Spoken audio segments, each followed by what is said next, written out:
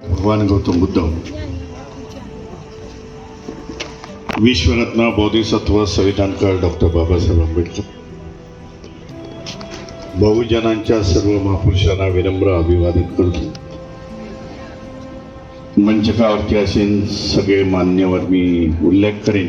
सुबह नाम जिन्होंने अच्छा मार्गदर्शन प्रबोधन किया, बोलेंगे भाषण नहीं किया आपने, प्रबोधन किया. मोरिया जिंच्याबद्दल बोलाय नको, मोरिया आहेत बाबा, सम्राट अशोकाचे वंशज आहे असं जोरात जोरात मला सांग. बोला वंशज है तो आ जाओ, आज रख दो अपनी बात लोगों के सामने. सर्व भारतीय बौद्ध महासभेचे पदाधिकारी, उपासक उपासिका सगळ्यांना नमो बुद्धाय. सर्वप्रथम सम्राट अशोक जयंतीच्या ही जयंती 2330वी आहे. त्या जयंतीच्या तुम्हाला हार्दिक हार्दिक शुभेच्छा देतो. आणि बऱ्याच दिवसापासून हे चाललं होतं की सम्राट अशोकांच्या प्रतिमा लावायला पाहिजे म्हणून. मी कधीतरी हरियाणा की राजस्थान मध्ये गेलो होतो, एक 2-4 वर्षापूर्वीची गोष्ट आहे. बोलत असताना तिथे भाषण करत असताना मैंने कोई प्रबोधन नहीं किया, मैं भाषण करता हूं. आणि मी बोलत असताना तिथे बोललो त्या राजस्थान किंवा हरियाणा मधल्या लोकांना, भारतीय बौद्ध महासभेचा कार्यक्रम होता. हमें सम्राट अशोक की जयंती साजरी करनी पड़ेगी, यहाँ तुम्हें शुरुआत करनी पड़ेगी. हर साल जोर से मनाओ. त्याने नंतर सांगितलं, भीमरावजी जयंती हम लोग यहाँ मनाते हैं, बड़ी प्रोसेशन निकालते हैं, शोभा यात्रा निकालते हैं. बघितलं उत्तर भारतामध्ये सम्राटांना मानणारा खूप मोठा वर्ग आहे. हे मौर्य समाजाचे, म्हणजे ज्यांचं सरनेम मौर्य आहे, सैनी आहे, कुशवा आहे, साक्य आहे, हे सगळे त्याच सम्राट अशोकांचे वंशज म्हणून आज गणले जातात. आणि ते आता हळूहळू बौद्ध धर्मामध्ये येत आहे. म्हणून जे मगाशी मौर्याने सांगितलं एवढे कोटी होणार, सुरुवात आहे. संख्या खूप मोठ्या संख्येने वाढेल. गुजरातचं पण त्यांनी उदाहरण दिलं, त्याच्यामध्ये मी ऍड करू इच्छितो की गुजरातमध्ये आता चांगल्यापैकी परिवर्तन आहे. कोलिया समाजाचे लोक मला भेटले होते त्यावेळेला सूरत में, मौर्या जी, और उन्होंने मुझे एक छोटी सी पुस्तिका दे दी जो ज़्यादा 25-30 पेज के ऊपर नहीं थी. मैं बोला इसमें क्या लिखा है? गुजराती में है. थोड़ा थोड़ा तो मैं जानता हूँ गुजराती. बोले हम लोग ने इसमें दिखाया है कि हम लोग बौद्ध है, कोलिया डायनेस्टी के है, ज्या माता यशोधरा त्या कोलियाच्या डायनेस्टीतल्या होत्या, वंशातल्या होत्या. तो हम लोग ने जानकारी ले ली है, इसके लिए हम लोग अभी बौद्ध बनना चाहते. ये कोली समाज आहे गुजरात मधला, पैसेवाला आहे. सूरत मध्ये त्यांचे कपड्याचे धंदे खूप आहे. दोनदा त्यांनी माझे कार्यक्रम घेतले होते. जेव्हा मैंने जान लिया कि भाई इनके पास आर्थिक सुबत्ता काफी है, धीरे धीरे बोल रहे हैं भाई हम लोग बौद्ध है, ये पाखंडवाद छोड़ के हम लोग आते हैं. हे परिवर्तन गुजरातमध्ये चाललेलं आहे बाबा. या 6 डिसेंबर म्हणजे मागच्या 7 डिसेंबरला मी सूरतमध्ये होतो. 5-6 इथे वो 7 दिसंबर को मैं सूरत गया. मैंने बताया कि भीमराव जी आना पड़ेगा किसी भी हालत में. बोला 5-6 इतना मैं बिजी रहता हूँ, तरी पण मी गेलो. सूरतमध्ये ती लोकांनी जे सरपंच निवडून आले होते, 50 सरपंच निवडून आले होते, उनका सत्कार रखा. सरपंच के साथ साथ नगरसेवक जे आले होते त्यांचा ते लोकांनी सत्कार ठेवला. डॉक्टर बाबासाहेब आंबेडकरांना महापरिनिर्वाण दिन देखील साजरा केला. ते आता मी भावनगरला गेलो होतो एक 15 दिवसापूर्वी. त्या भागातले गुजरात नॉर्थ मला वाटतं ते तिकडचे जे सरपंच आले होते निवडून 100च्या वरती होते. बाबासाहेबांची प्रतिमा आहे.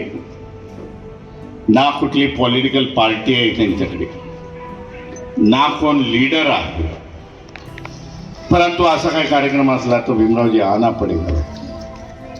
आणि मी देखील जातो कारण बदलाव है उधर, प्रबोधन होने जा रहा है म्हणून त्यांना ते करण्यासाठी जातोय. सम्राट अशोकाची जयंती आपण चांगल्यापैकी डिसिजन घेतला आहे. लोकांना तो मान्य झाला. मला व्हॉट्सअपच्या माध्यमामधून आला आणि घोषणा केली. मी माझा व्हिडिओ मी दिला औरंगाबादमधून मिलन कॉलेजच्या पटांगणातून, PS इंजिनिअरिंग कॉलेजच्या पटांगणामधून. आणि अशी खंत वाटली आपण एवढा मोठा व्हिडिओ तर दिलाय. आपण औरंगाबादमध्ये आहे. 2 दिवसापासून मी औरंगाबादमध्ये होतो. आज दुपारी 2 वाजता निघालो आणि 6 वाजता पोहोचलो इथे. तेव्हा एक खंत वाटत होती की सम्राट अशोकाला अभिवादन तर करणं गरजेचं. मग हा माझा व्हिडिओ तिकडच्या सगळ्या आमच्या सिद्धार्थ मिलिंद कॉलेजमधल्या सगळ्या प्रिन्सिपॉलनी बघितला. आमची मीटिंग होती. मी ट्रस्टी आहे त्याचा. फिजिकल कॉलेज PS फिजिकल कॉलेजमध्ये मी गेलो. त्यांनी सांगितलं भीमरावची सगळी व्यवस्था केलेली आहे. सकाळी 8 वाजता सम्राट अशोकाची प्रतिमा आहे. तुम्ही एकदा येऊन तर बघा. आपण तिथं त्रिशरण पंचशील घेऊ. सगळा स्टाफ बोलवलेला आहे. खरं आज सुट्टी होती परंतु स्टाफ सगळा हजर होता. चांगल्यापैकी सम्राट अशोकाची प्रतिमा, चांगल्यापैकी सम्राट अशोकाचा पुतळा मी तुम्हाला सांगतो. मी आता संध्याकाळी मी तो व्हॉट्सअपच्या माध्यमातून सोडतो सगळ्यांना. अतिशय सुंदरसा असा पुतळा, मोठा पुतळा म्हणजे जवळजवळ 4 फुटाचा बसलेला. मी बोललो हा कोणी बनवला? तर त्यांनी सांगितलं की हा आपल्या कॉलेजमध्ये गेली 25 वर्षापासून, पूर्वी आपले भ चिटणीस होते बाबासाहेबांचे सहकारी, त्यांची आता 100वी देखील जयंती साजरी केली मुंबईमध्ये. म्हणे त्या माणसाने, त्या बाबासाहेबांचे सहकारी भ चिटणीस, त्यांनी हा बनवलेला. आणि तेव्हापासून सम्राट अशोक जयंतीला आम्ही लोक काढतो आणि याचं करतो. मी बोललो याला परमनंट करा, कुठेतरी व्यवस्थित अगदी फिक्स करा. बाबासाहेबांच्या पुतळ्याबरोबर, भगवान बुद्धाच्या पुतळ्यांबरोबर ह्याला देखील स्पीट करा आणि लोकांना दाखवा. सम्राटबद्दल बोलायचं झालं तर खूप आहे. जे दोन्ही वक्त्यांनी ही भरून काढली. मी त्याचं काही रिपिटेशन करत नाही. परंतु त्यांच्या काळामध्ये, सम्राट अशोकाच्या काळामध्ये जे 19 विद्यापीठ होते जे त्यांनी सम्राट अशोकाने काढली, त्याच्यानंतरच्या सम्राटांनी काढली. 1200 वर्ष ह्या मौर्य डायनेस्टीने ह्या देशावरती राज्य केले. जेव्हा संपूर्ण जगामध्ये शिक्षणाचा अंधार होता त्यावेळेला ही विद्यापीठं होती म्हणून आपण किती प्रगत होतो. हा साधा प्रश्न आहे.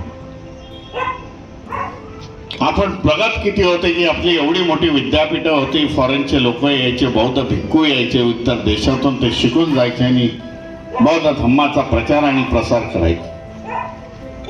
धम्म हा एकच विषय नव्हता, तर अनेक विषयावरती त्याच्यावरती अध्ययन होत होते. मेडिकल आपला खूप कितीतरी अगदी प्रगत मेडिकल होते ह्या देशामध्ये. जीवक यांचं नाव ऐकलं असेल की ज्याने भगवान बुद्धावरती देखील उपचार केलेले आहेत, त्यांना औषधं दिलेली जीवकांनी. त्याचबरोबर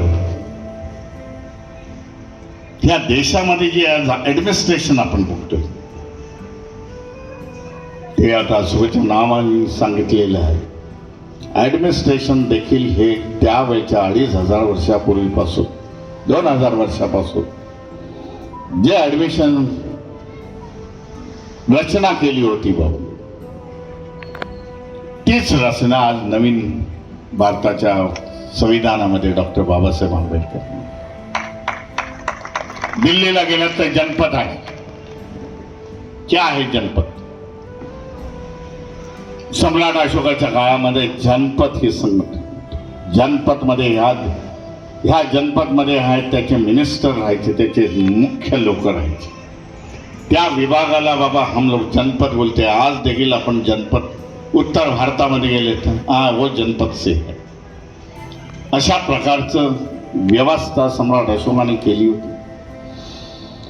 परंतु इतिहास हा दडपल्या गेला. जो चांगला इतिहास आहे या देशामधला दडपले गेले, तो बाहेर काढण्याचा आपला हा प्रयास आहे बाबा. जे लोक आपल्याला जुळत आहे त्यांच्या माध्यमातून त्यांच्या लोकांपर्यंत जावा हा इतिहास, लोकांनी दुसऱ्यांना समजावून सांगावा सम्राट अशोकाचा इतिहास. काल्पनिक गोष्टी आता सोडून द्याव्या. ह्या देशाचं दुर्दैव असं आहे, ह्या देशाने कधीच भगवान गौतम बुद्ध, सम्राट अशोक वगैरे ह्याच्यानंतर सत्याला कधी समोर गेले नाही. सत्याला जर समोर गेले असते तर देशाचं आज कुठल्या कुठे प्रगतीला गेला असतं. हे काल्पनिक सगळ्या गोष्टीवरती, काल्पनिक गोष्टीला, असत्याला सत्य मानून हे लोक चालले, म्हणून देशाची अधोगती झाली. जे देश सत्याला समोर गेले, भारतातून बौद्ध धर्म लुप्त झाला, एशियन कंट्रीज मध्ये गेल्यानंतर, परंतु सत्य ज्याने स्वीकारलं, बौद्ध धर्म स्वीकारला, विज्ञानवादी दृष्टिकोन घेतला, वो देश आगे निकल गए. कई उदाहरण है, चाइना से लेकर जापान तक. बाबासाहेबांनी देखील संविधानामध्ये लिहिलेलं, संविधानाच्या कलमामध्ये बाबासाहेब म्हणतात की येणाऱ्या काळामध्ये या देशाची जर प्रगती व्हायची असेल, देश जर चालायचा असेल, तो विज्ञानावरती चालायला पाहिजे. परंतु देशाचं दुर्दैव आहे, देशातील राजकर्त्यांचं दुर्दैव आहे, जनतेचं दुर्दैव आहे की अलीकडच्या काळामध्ये 2-1 वर्षापूर्वी जी रॅफल नावाची विमानं आली, प्रगत विमानं स्वीडन मधून घेतली. देशाचा केंद्रीय रक्षा मंत्री त्याच्यासमोर नारळ, त्याच्यासमोर लिंबू वगैरे त्याच्या टायर समोर ठेवतो आणि त्याची पूजा करतो. ये मानसिकते से जाते हुए देश कभी आगे नहीं निकल सकता. म्हणून आपल्याला विज्ञानाची कास धरावी लागेल, आपला इतिहास लोकांना सांगावा लागेल. येणाऱ्या 1 मे रोजी वैशाखी पौर्णिमा आहे, आपल्या सगळेजण जाणता है. भारतीय बौद्ध महासभेने आणि भिक्खू संघाने, ऑल इंडिया भिक्खू संघ, महाराष्ट्र भिक्खू संघ, मुंबईचा भिक्खू संघ, हे सगळेजण आम्ही एक 15 दिवसापूर्वी चैत्यभूमीमध्ये जमलो आणि येणारी वैशाख पौर्णिमा कशी साजरी करावी ह्याच्याबद्दल आमचं डिस्कशन झालं. त्याच्यानंतर चैत्यभूमीमध्ये आम्ही कसा लोगो असावा, कसं काय असावं, त्याचे व्हिडिओज आपण बघितले असाल. 30 एप्रिल रोजी वैशाख पौर्णिमेच्या 1 रात्री आधी या चैत्यभूमीमध्ये आपण 1 लाख दिवे पेटवणार आहोत आणि ते समुद्रामध्ये आपण अर्पण करणार आहोत. हा दीपोत्सव हा दुसऱ्या तिसऱ्याचा कोणाचा नाही. दीपोत्सव हा बौद्ध धर्मांचा आहे. आजही बौद्ध राष्ट्रांमध्ये गेलात तर दीपोत्सव फार मोठ्या प्रमाणामध्ये साजरा केला जातो आणि त्याच्यामुळे ती परंपरा ही आपली परंपरा आहे. आपल्या गोष्टी दुसरीकडे गेल्या, परंतु आपण आता सुरुवात करणं गरजेचं आहे. म्हणून आपल्याला सांगतोय 14 एप्रिल गेल्यानंतर म्हणतेजी मला काल भेटले औरंगाबादमध्ये, संभाजीनगरमध्ये चर्चा झाली. तेव्हा बोललो जरा 14 एप्रिल म्हणतेजी होऊन जाऊन द्या. 14 एप्रिल झाल्यानंतर लगेच ह्याच्या प्रचारामध्ये लागू. चैत्यभूमीची पाठीमागची बाजू आणि हिंदू मिलमध्ये जो नियोजित बाबासाहेबांचा स्मारक होतोय तो संपूर्ण वाळवंटाचा पट्टा हजारोच्या संख्येने या छोटे तुम्हाला लॅम्प दिले जातील मेणबत्त्यासारखे आणि ते त्याचं 12 वाजता त्याचं पेटवून त्याला समुद्रामध्ये सोडण्याचा प्रोग्राम होईल. 4 तास तिथे चॅन्टिंग होईल. 65 फुटाची भगवान बुद्धाची मूर्ती आपण टेम्पररी तिथे लावणार आहोत आणि 5 वाजता सकाळी 5 वाजता तो कार्यक्रम समाप्तो. काही लोकांनी सांगितलं किती म्हणजे एन्व्हायरमेंटचा लॉस होईल, ज्याला आपण हे म्हणतो एन्व्हायरमेंटला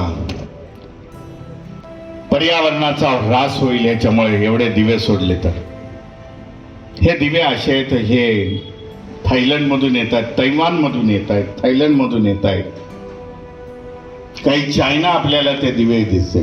ते फक्त 3 तासमध्ये चालतील. 3 तास झाल्यावरती ते बरोबर वातावरणामध्ये समाविष्ट होतील. त्याचा कुठलाही कचरा वगैरे काही होणार नाही.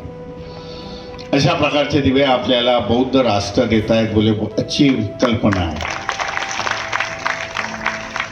त्या दिव्याच्या माध्यमातून आपण चैत्यभूमीमधून संदेश देऊ आणि संपूर्ण भारताभर हा संदेश जाईल. जिथे जिथे अशा प्रकारचं काय असेल तर दिव्यांची योजना करा. हा असे नवीन नवीन प्रोग्राम आपण घेऊन येत आहोत आणि खऱ्या बौद्ध धर्माच्या जवळ जाण्याचा आपण प्रयत्न करत आहोत. सम्राट अशोक जयंतीच्या पुन्हा एकदा आपल्याला हार्दिक शुभेच्छा देतो. जे S.K. भंडारे साहेबांनी जे सांगितलं की याच्या पुढे प्रतिमा ही सम्राट अशोकाची प्रतिमा लागेल, म्हणून आज 2-3 तासामध्ये ही एवढी सुंदर प्रतिमा आमच्या छनक शिर्के जे भारतीय बौद्ध महासभेचे असतात, माझ्याबरोबर आंबेडकर भवनामध्ये असतात, त्यांनी ही 2-3 तासामध्ये बनवून आणली आणि आज आपण त्याचा डिस्प्ले करतोय. त्यांचं देखील अभिनंदन करतो. आपल्या सगळ्यांचं अभिनंदन करतो आणि इथेच थांबतो. नमो बुद्धाय. जय भीम. जय श्रीराम.